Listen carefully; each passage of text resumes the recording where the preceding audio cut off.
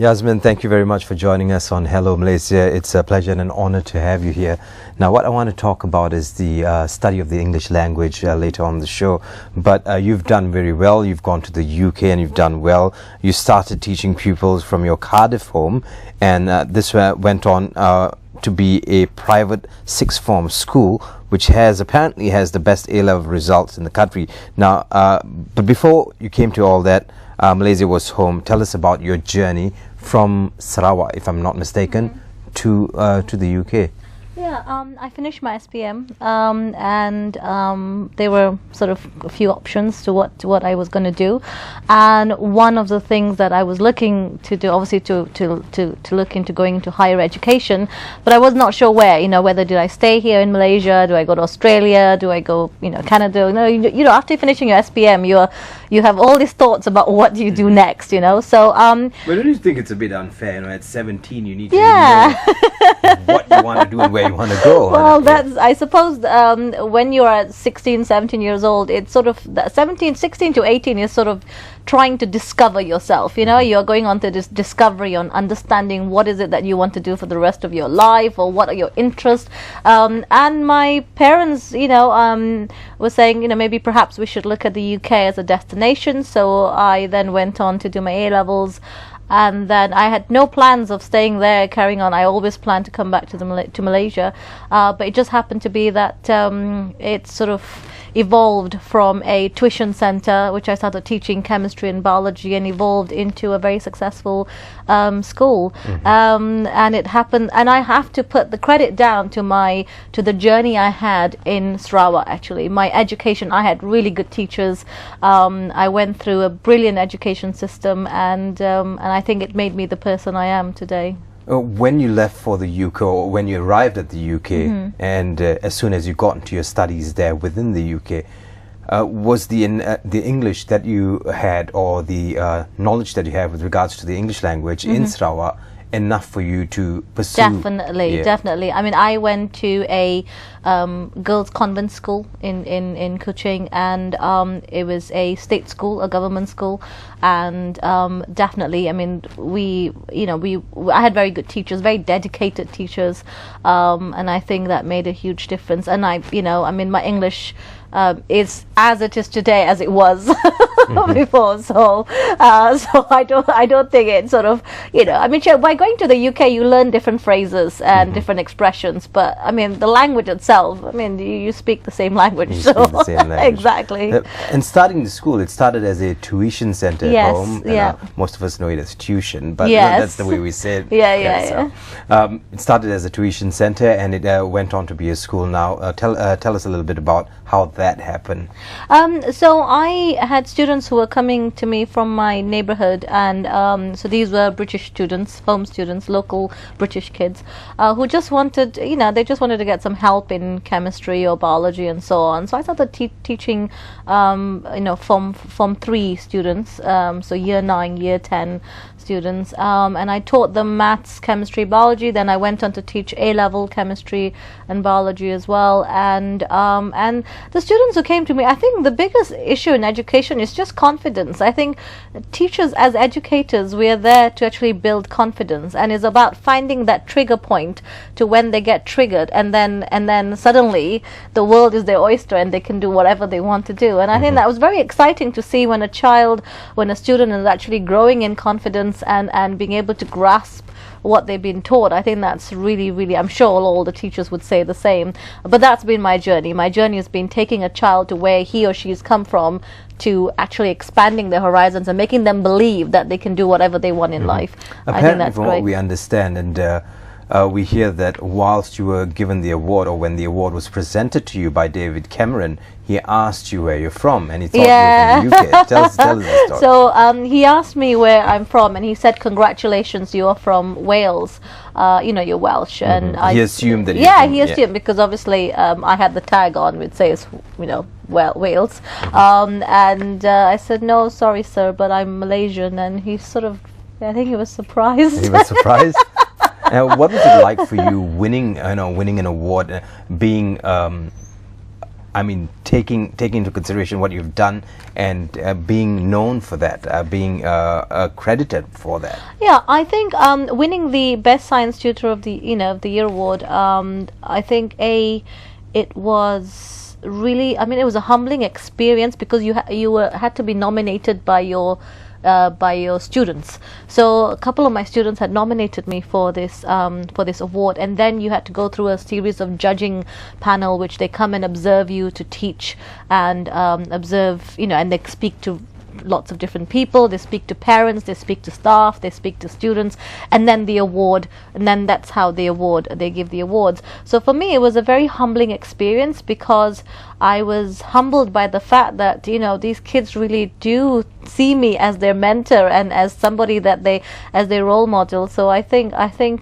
it was fantastic, first of all, to be given that privilege, and secondly, to be a Malaysian, having not being educated in the UK, winning the best science tutor of the year award in the UK was sort of bizarre.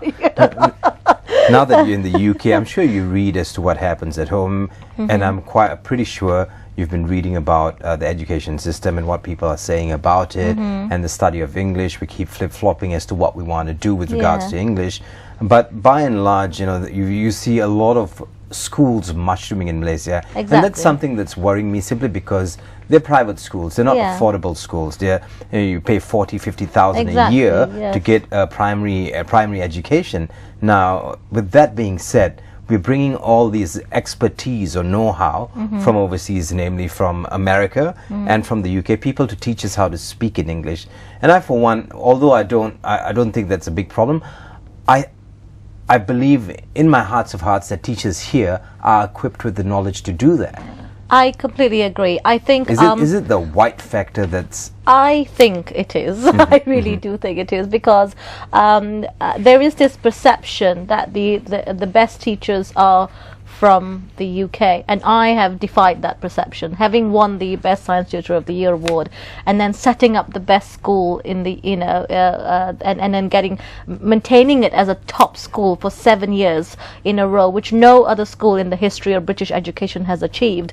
I've defied that, being a Malaysian. So I really think that I believe in this, that there's a huge talent pool of people here. We just need to treat our teachers better. We need to give them the platform of respect, and give them that training and give them the support that teachers require. And if we can do that... So what's being done in places like the UK with regards to teaching teachers better, as opposed to what we're doing here? Well, I think they pay better, first of all. If you look at the best education systems in the world, they always pay the teachers.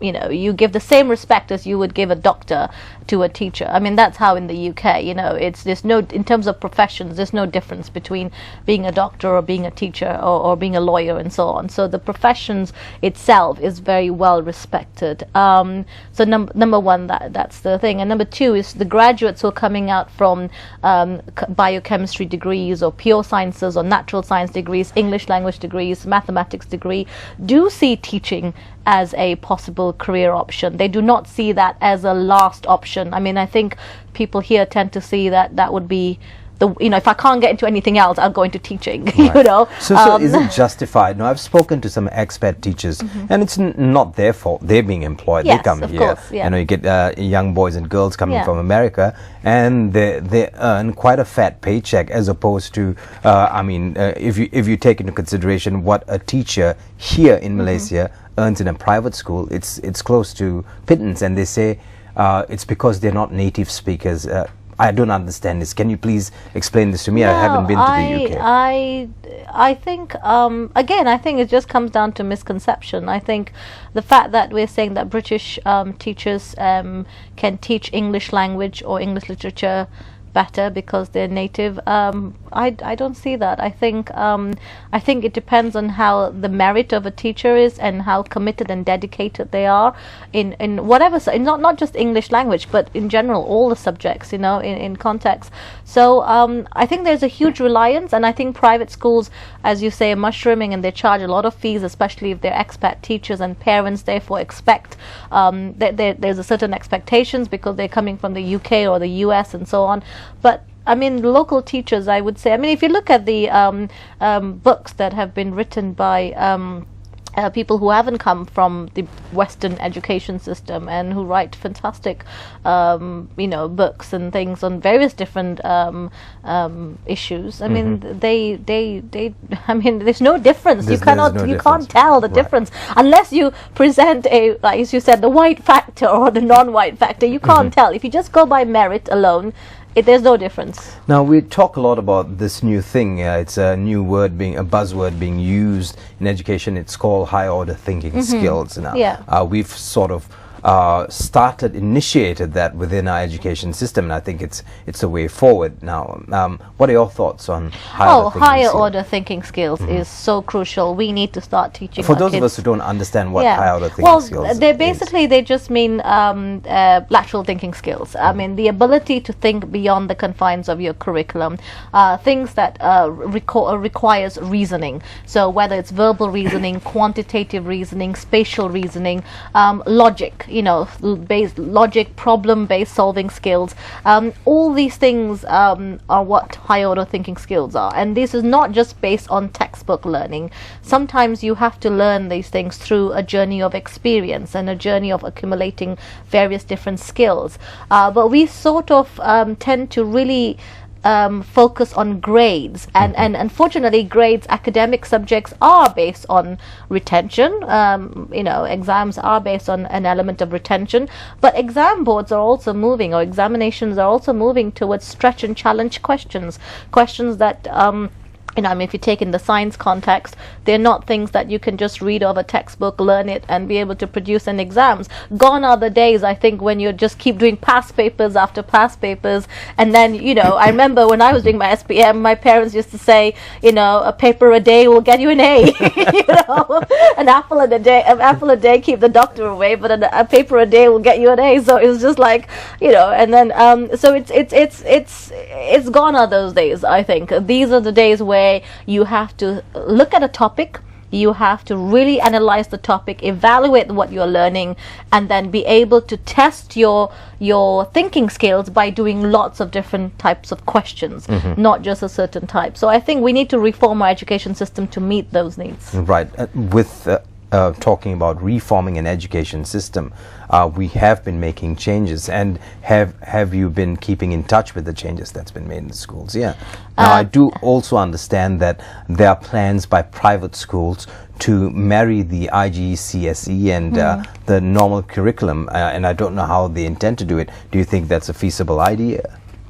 I think it all depends on actually what are the outcomes they're looking for. I mean, the national curriculum, if you put it in terms of SPM, or if they're looking at doing IGCSEs, I mean, there's a blend of fantastic elements in both curriculum. I mean, if somebody is able to put those two blend together, I mean, I think that will be great, because SPM students tend to do better in certain subjects, and IGCSE students tend to do better in evaluative subjects. So I mean, it's if you can have a blend, that will be brilliant. But I think this requires a lot of thinking and a lot of process, and I would say give it to the teachers to deal with it.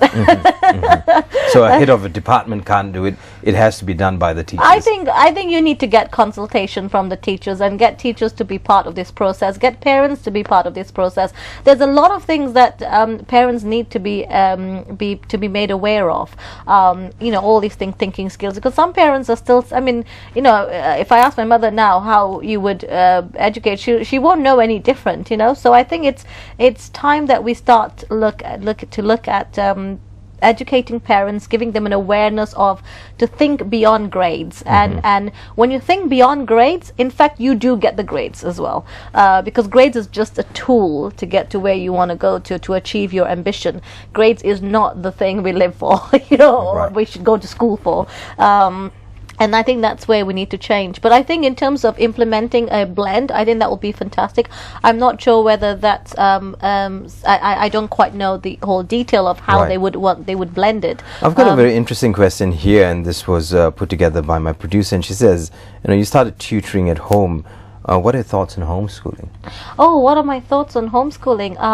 I think if homeschooling is able to achieve that self-confidence in students, I would say that's really good. The only thing with the homeschooling is that if they don't have that competitive or that climate or culture of working together in a team, then that may have an impact in later on. However, if you're looking to build confidence, because that's what I was doing at home, I was sort of building confidence in an individual basis.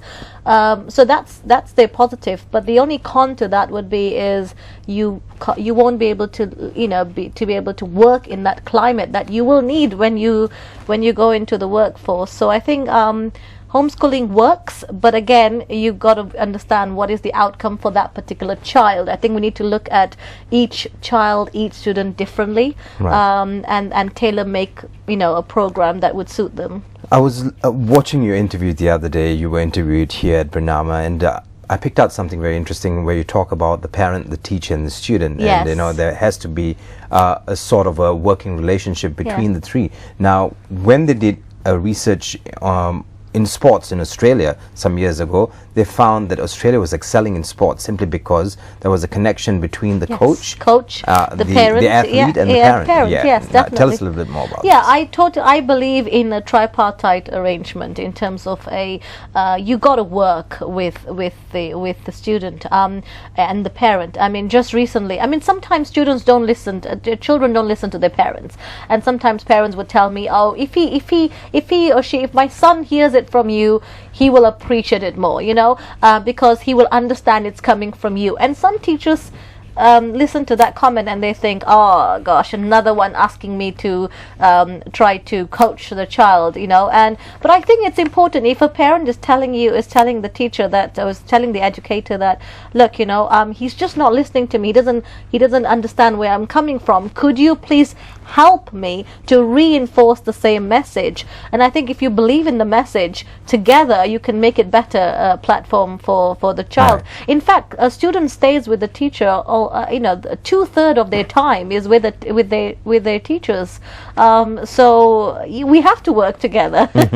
Now, on a BBC program, BBC's Britain's Brainiest School Show, you said this: if you can't communicate your knowledge, there's no point in having it.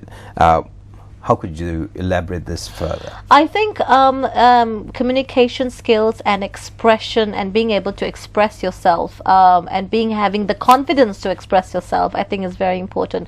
I have worked with very bright kids, kids who have those lateral thinking skills that we talked about, kids who are dedicated, motivated, and so on. But sometimes they lack that confidence to be able to make that mark in the world, to make that difference. And that's why I think we're losing out in this part of the world. We don't have enough Nobel Prize winners in maths and sciences and so on. We don't have enough, researchers and making this huge leap and bounds. We just don't have enough. If you look at the Western world, every time there's you see all this research and you look at the people who are winning the prizes, majority of them come from the Western world. We need to do more to get our kids to feel confident, being able to express their ideas. Because if you have an idea and you can't express it, then it's almost no point having that idea in the first place. So we have to give that platform to increase that confidence level in our kids. So having a platform is one thing. Where can we start? If you were to give us a piece of advice as to where we can start with regards to inculcating this idea you're talking about, yes. Where do we start? Where do we begin? It's always been my long-term dream to be able to do something with regards to reforming education for this part of the world, so that we create more winners. Do you have a foot in the door? Have you spoken to policymakers? No, actually, no, I haven't. I'm really planning, because my 12, 13 years of journey has been sort of working in, dealing with schools in the UK. But I am very keen to develop a framework that would really help. And I believe in the 3 strands: the academic curriculum, the career curriculum, and personal development curriculum. I believe that all these 3 strands, if you work together as on a platform together, I think it would really make a difference. And what I mean by career curriculum is this, and personal development is you have the academic as one aspect of your, when you're learning your core subjects. But when you're learning your core subjects, it's making them understand why they're learning these subjects. Why are they learning the maths and the sciences and the English language and sort of thing? Why are they learning? What is the... So if you were to pick out a lesson from there, okay, why are they learning? How would you explain this to them? They're doing a certain equation today. Yeah. How would you explain it to them as to why is this important?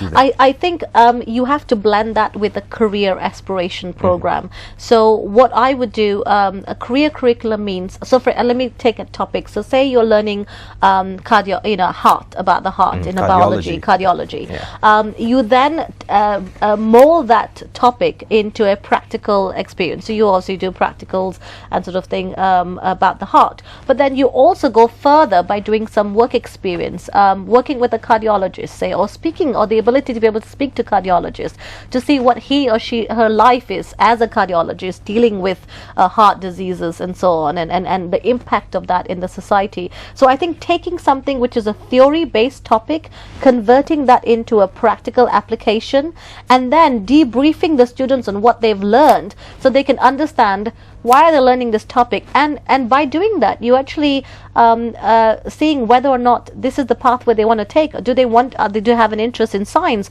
Do they want to look at being a scientist in the future? Are they looking at medicine, or are they looking at other fields of healthcare? But having that understanding from, I would say, year 7, from Form 1 onwards, allows them to, by the time they go into A-level stage or STPM stage, they have all that knowledge that they would have to make a decision of what they want to do for the rest of their lives, because they've learned everything through both theory and a practical experience. We've got about 2 minutes left on the show. No problems, no problems. But a couple of things we want to do. First, we want to give it a little bit of a plug. Let's talk about the Oxford International School. What's that all about? So Oxford International College is a small college. It caters for all those 3 strands, the academic, the career, and the personal development.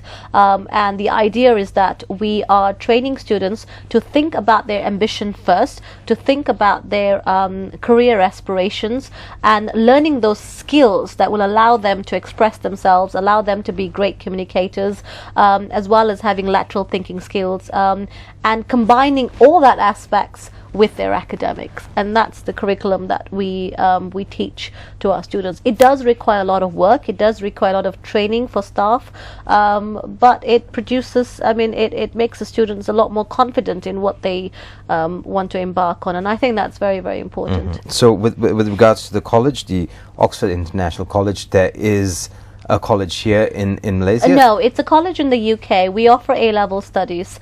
We also do summer academy, and we do revision courses throughout the year. But it's a small institution, and it's geared towards those curriculum. What I'm keen on is I am doing something in Malaysia. We're doing a masterclass which is happening this Saturday, and we're helping students to train in the lateral thinking skills that we touched upon, and I'm also hoping to do more of this career curriculum more in Malaysia, just to get people to have an awareness of what it means, how do you put into context with your academics, and how we can help you to be hopefully the next Nobel Prize winner. And now, before we let you go, very quickly, I'd like for you to talk to teachers who have lost their confidence, who feel that they're not good enough, or who feel that they've been trying a lot and working against the grain with regards to trying to put out a good education for kids, and having so much to deal with in the background, more so, like I said before, in private schools, not in government schools, but I see this very much in private schools, that Malaysian teachers suffer. They're always dumbed down, or they're condescended upon. What's your message to my message Malaysian to the teachers? Malaysian teachers is, don't the tide is going to change, and this is a very for our people moment for me, and I'd like you to weigh in I on think this. the tide is going to change, because a lot of parents are seeing the issues of having of relying on teachers who are coming from abroad, because the high turnover staff is huge when you're looking at, when you're relying on expats. So I would say to teachers that we must continue to do the best that we can deliver for our students. We continue to show that, you know, we can deliver that for the parents and for us government. I think teachers here are doing a fantastic job. The local teachers here have a lot of talent, and it will be a time that will come that when teachers will be given that platform that we are so yearning for, and I'm sure the teachers, you know, I think we just got to bide the time, and you will see the changes that will come through. But in the meantime, I would say carry on delivering a fantastic job. That's all we can do. That's the only thing in our control. Everything else is out of our control. So do what's in your control. On that note, Yasmin, it was a pleasure and an honor having you on the show. Thank you so much for joining us on Hello Thank you Malaysia. very much. Thank you.